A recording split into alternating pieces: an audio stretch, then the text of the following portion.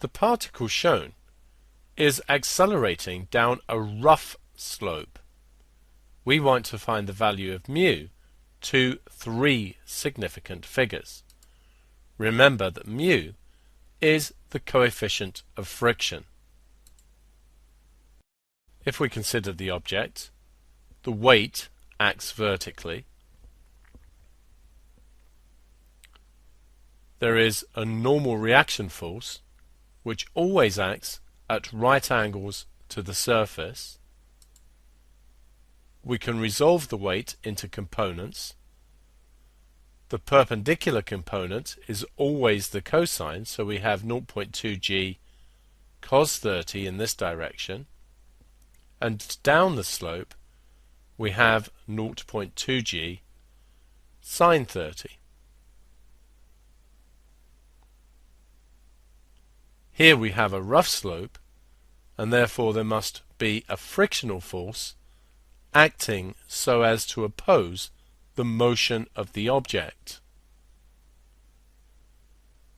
Since the object is moving, this frictional force must be at its maximum value, which is the coefficient of friction times the reaction force. Since the acceleration is down the slope, it follows that the forces perpendicular to the slope must be in equilibrium. So R would be equal in magnitude to 0.2g cos 30, since these are the only two forces acting perpendicular to the slope. Parallel, we have that the acceleration is down the slope. Using F equals ma, the resultant force therefore must be the 0.2g sine 30 take away the frictional force, and this must be equal to the mass times the acceleration. The friction we know is mu r, and we have an expression for r. So we can substitute in 0.2g sine 30 degrees, take away mu times r,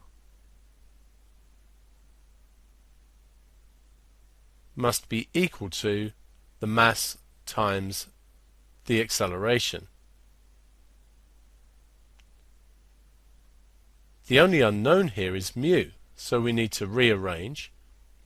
Mu times 0.2g cos 30 degrees would be equal to 0.2g sine 30 degrees, take away the 0.76, which is the 0.2 times 3.8. Mu then will be equal to the right hand side here,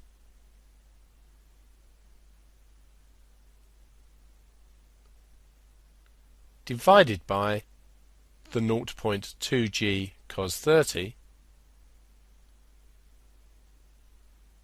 and we can then calculate this to give us 0.130, correct to 3 significant figures.